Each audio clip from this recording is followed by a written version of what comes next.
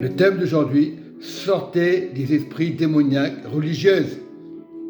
Donc l'histoire de Jésus, je vais vous la raconter. Mais avant toute chose, je vais prier le Saint-Esprit. Ô Saint-Esprit, donne-moi tes paroles, Saint-Esprit. Chaque matin, la parole se renouvelle par toi, Saint-Esprit. Donne-moi l'intelligence, Saint-Esprit, de comprendre le message de Jésus. Donne-moi cette grâce, Papa. Je te bénis, Seigneur Jésus, par la grâce de Dieu. Et Matthieu 8, à partir du verset 18, Jésus, voyant une grande foule autour de lui, donna l'ordre de passer sur l'autre bord. Le verset 19, on nous parle d'un scribe. Un scribe s'approcha et lui dit, « Maître, je te suivrai partout où tu iras. » Mais là, je me pose la question. Le scribe lui dit, « Je te suivrai partout. » Mais c'est une ruse. Mais Jésus fait son devoir, fait le plan de Dieu. Il ne regarde pas au scribe. Il sait très bien qu'il va essayer de le piéger. Où tu iras? Et bien, comme de fois nous faisons avoir par des personnes. Et dans notre vie, il faut être vigilant. On peut être des croyants, mais il faut être discipliné avec Jésus et demander le fruit de l'esprit. Lorsque tu rencontres une personne, lorsque tu lui parles du Seigneur, est-ce que c'est de Dieu?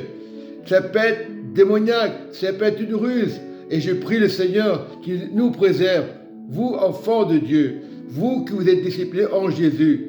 Faites attention aux renards. Lorsque ça ne va pas, vous dites, renard, retournez dans vos tanières, quel que soit l'esprit démoniaque qui veut vous piéger. Combien de fois nous nous faisons piéger par nos amis, ça peut être par le voisin, ça peut être même nos frères de l'église, mais on ne condamne pas. Quand on va à l'église, les démons ne peuvent pas approcher. Il faut prier, persévérer, afin de ne pas avoir des démons, tout simplement. Et le verset 20, Jésus lui répondit, les renards en des tanières, les renards en des tanières.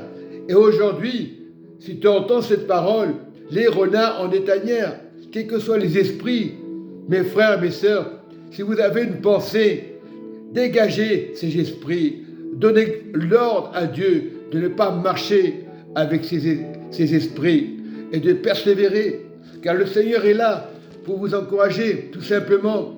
C'est l'Esprit de Dieu qui me parle, l'Esprit d'amour qui me parle. Et nous devons être vigilants, quelles que soient les paroles. Nous avons les paroles de la vie éternelle. Et nous devons être vigilants, très vigilants, car Dieu est une parole puissante. Lorsqu'on met la parole en pratique, les démons ne peuvent pas nous toucher. Parce que Satan connaît la parole par cœur. Mais le Seigneur a autorité sur Satan. Dieu a autorité sur Satan. Mais s'il connaît la parole par cœur, nous devons être avec Jésus. Gardez nos distances. Il faut être vigilant, quels que soient les problèmes, les difficultés. Être vigilant avec certains qui n'ont pas encore la révélation. Et il est important de rester fidèle.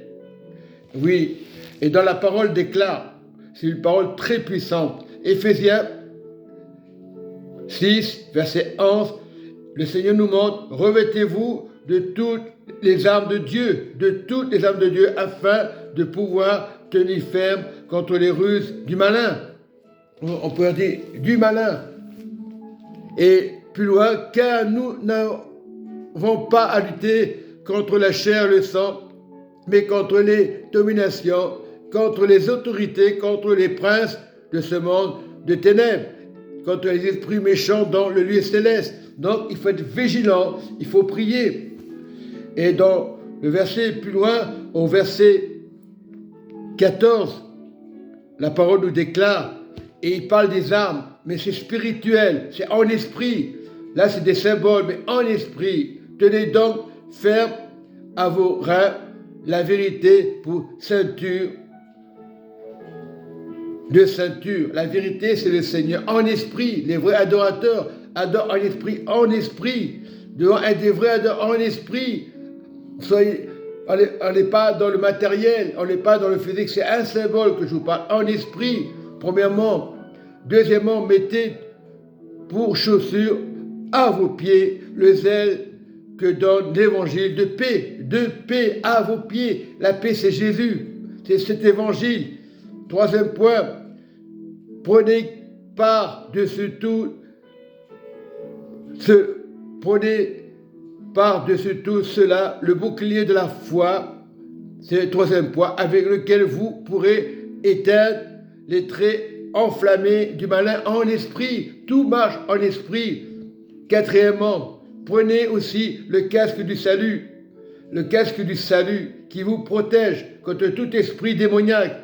Même si tu es sur la terre, le salut. Quatrième point. Et cinquième point, l'épée, l'esprit, c'est la parole de Dieu. L'esprit qui est la parole de Dieu, qui est en esprit et en vérité. La lire en esprit et en vérité, qui est la parole de Dieu. Sixième point, faites en tout temps par l'esprit toutes sortes de prières et de supplications. C'est très important. Sixième point. Et septième point, veillez à cela avec une entière persévérance dans la prière. Parce que dans Acte 2, verset 21, celui qui invoquera le nom du Seigneur sera sauvé. Donc tu dois persévérer. Donc, voilà, c'est la parole qui le dit, ce n'est pas moi. Et priez pour tous les saints, qui est sur la terre. On parle de tous les saints, afin que Dieu les garde, afin que Dieu les protège.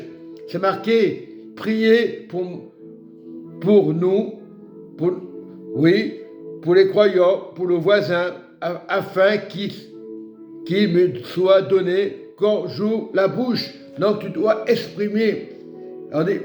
Priez, on parle de l'assemblée. Priez pour nous. On est là pour écouter la parole de Jésus. Ce n'est pas le voisin qui veut te dire. Nous sommes de l'assemblée. On doit prier afin d'amener des âmes, afin de les sauver, de faire connaître hardiment et librement le ministère de l'évangile. Et important, radicalement, de parler de l'évangile. C'est l'évangile, c'est la parole de Dieu qui va sauver l'humanité. Jésus a fait la part des choses et nous devons faire la part des choses. Soyons vigilants dans la prière.